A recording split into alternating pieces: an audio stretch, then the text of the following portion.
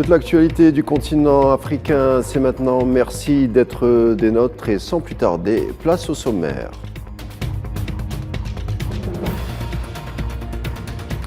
Le G20, rendez-vous des économies les plus développées du monde sur l'île indonésienne de Bali pour évoquer les crises du moment dont l'Afrique n'est pas épargnée.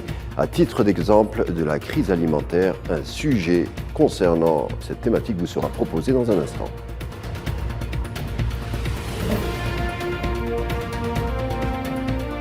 Éthiopie, première sortie politique depuis la signature des accords de paix avec les Tigréens. Le Premier ministre Abiy Ahmed assure que la fin des hostilités est bel et bien actée. Le statut de la région du Tigré, d'après lui, sera réglé conformément à la constitution éthiopienne. On en parle tout à l'heure.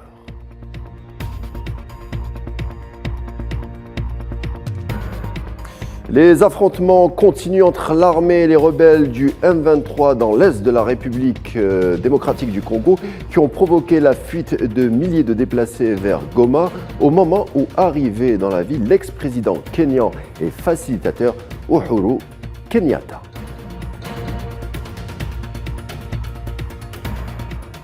Mais pourquoi donc l'Afrique est-elle maintenue à distance des réunions du G20 ? Question que se posent de plus en plus les élites économiques africaines. On le rappelle, l'Afrique du Sud est actuellement le seul pays africain membre du groupe des 20. Actuellement, la présente édition du G20 prend fait et place à Bali, en Indonésie, l'occasion pour le président Macky Sall de l'Union africaine de plaider l'entrée de l'organisation continentale dans le club des grandes puissances économiques et financières mondiales. Eh bien, un soutien de taille pourrait plaider cette adhésion. Le président chinois Xi Jinping, le pays hôte, l'Indonésie également, propose cette initiative afin que les intérêts africains soient discutés à l'avenir en présence des premiers concernés. G20 toujours cette année, la sécurité alimentaire a été le sujet phare de l'édition indonésienne sur fond de crise énergétique, problèmes climatiques sans parler des conflits régionaux. L'Afrique, elle, a toujours du mal à nourrir correctement sa population malgré des richesses exceptionnelles. La sécurité alimentaire et l'Afrique, un sujet proposé par Mohamed Wali Ben Chaban. Faire de l'indépendance alimentaire en Afrique une priorité pour le G20. À Bali, en Indonésie, où les dirigeants se réunissent, alertent sur l'insécurité alimentaire qui s'intensifie en Afrique. Depuis 2015, la famine gagne à nouveau du terrain et le monde s'éloigne un peu plus de l'objectif zéro faim dû au choc géopolitique, climatique et économique. Pour inverser la tendance dans les décennies à venir, les décideurs doivent bâtir une stratégie de développement dans le continent afin de réduire la dépendance vis-à-vis de l'extérieur. 85% de denrées alimentaires consommées en Afrique sont importées. Accompagner l'émergence de filières alimentaires est essentiel. Cela permet de consolider les régimes traditionnels et d'éviter les dérèglements nutritionnels. La souveraineté alimentaire dépend de la création d'un pont plus étroit entre les agriculteurs et les consommateurs, en soutenant l'émergence des PME-PMI de transformation agroalimentaire. Cette interconnexion demeure faible aujourd'hui en raison de la difficulté pour les agriculteurs africains d'accéder au marché. Et je vous le disais en titre, Éthiopie, grand oral du Premier ministre Abiy Ahmed qui répond au Parlement et s'engage à respecter l'accord de paix qui vient d'être signé avec les Tigréens. Il s'agit là des premiers commentaires sur la trêve depuis sa déclaration du 2 novembre dernier.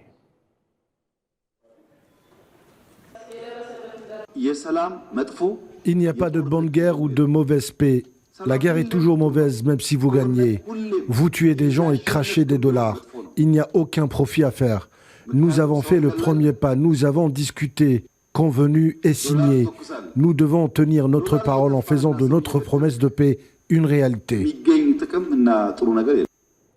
Une visite officielle pour faire taire les armes, celle de l'ancien président kényan Uhuru Kenyatta, facilitateur de la communauté des États d'Afrique de l'Est, qui entreprend une halte à Goma dans le Nord Kivu, c'est-à-dire au cœur de la zone des conflits. Cette visite intervient alors que les combats se poursuivent au nord de la ville entre l'armée congolaise et le groupe du M23, forçant des centaines de déplacés de se réfugier dans le camp de Ken Rouchia, qui se situe dans le sud de Goma.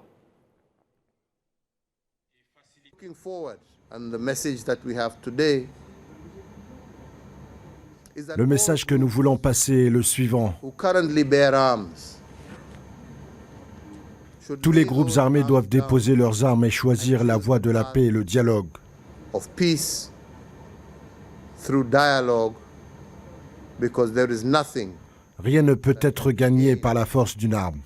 through the barrel of a gun. The people want peace. Le peuple veut la paix. Le peuple est fatigué de la guerre. Des milliers de personnes sont mortes et beaucoup d'autres ont été déplacées à l'intérieur du pays. Have been internally displaced.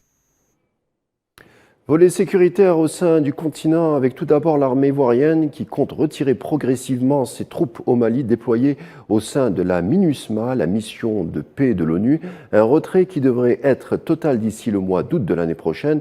Aucune raison officielle n'a été avancée, mais on signale que les relations entre la Côte d'Ivoire et le Mali se sont considérablement tendues ces derniers mois, en particulier après l'arrestation en juillet de 49 militaires ivoiriens à Bamako. Après 3 libérations, 46 d'entre eux sont toujours détenus au Mali, qui les accusent d'être des mercenaires alors qu'Abidjan assure qu'ils devaient participer à la sécurité du contingent allemand des casques bleus au Mali. Tandis qu'un contingent est en partance, un autre demeure pour au moins une année encore, celui de la MINUSCA, la mission de maintien de la paix des Nations Unies en République centrafricaine. Le Conseil de sécurité de l'ONU l'a annoncé hier après le vote d'une résolution rédigée par la France. Le mandat de la MINUSCA, qui compte près de 17 500 hommes, est axé en théorie sur la protection des civils et accompagne la politique de maintien de paix du président Faustin Archange Touadéra. Précisons que le vote au sein de l'hémicycle onusien a été de 10 contre 0 avec les 3 abstentions de la Russie, la Chine et le Gabon.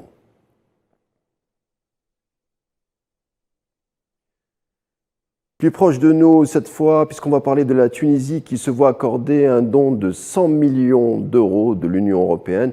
Une première tranche immédiate de 40 millions d'euros devrait être accordée rapidement au terme d'un programme dit de relance économique signé par l'ambassadeur de l'UE en Tunisie, Marcus Cornaro, et le ministre de l'économie et de la planification, Semir Saïed. La seconde partie de la somme sera effectuée selon le communiqué officiel de l'Union européenne, je cite, sur la base des progrès effectifs réalisés dans la mise en œuvre de réformes structurelles initiées par la Tunisie, sans toutefois préciser exactement de quelle réforme s'agit-il. On y reviendra sans doute lors de nos prochaines éditions. C'est le pays, selon l'ONU, le moins développé au monde, le Tchad, qui a du mal à restructurer sa dette extérieure. Un accord avec ses créanciers a été trouvé tout de même avec le déblocage de 570 millions de dollars sur 3 ans avec le FMI, mais le pays a toujours du mal à rassurer en vue de faciliter l'obtention de prêts financiers. Mais l'accord tchadien ne prévoit aucune réduction immédiate de la dette, a averti le président de la Banque mondiale, David Malpass. L'économie tchadienne est très dépendante du pétrole produit depuis 2003, mais sa production s'est limitée à 47 millions de barils en 2021.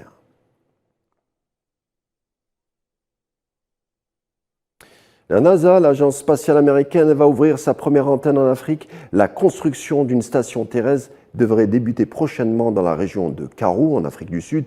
Ce nouveau site aidera l'agence fédérale et spatiale américaine à suivre les vols spatiaux et participera aux activités de son programme Artemis, qui lancera sa première fusée, nouvelle génération, dans quelques jours. Dans le cadre de ce projet également, la NASA souhaite faire atterrir sur la première femme noire d'ici 2025. On aura tout le temps d'y revenir d'ici là. Et voilà pour votre édition spéciale Afrique à retrouver tous les jours de la semaine sur Al24 News.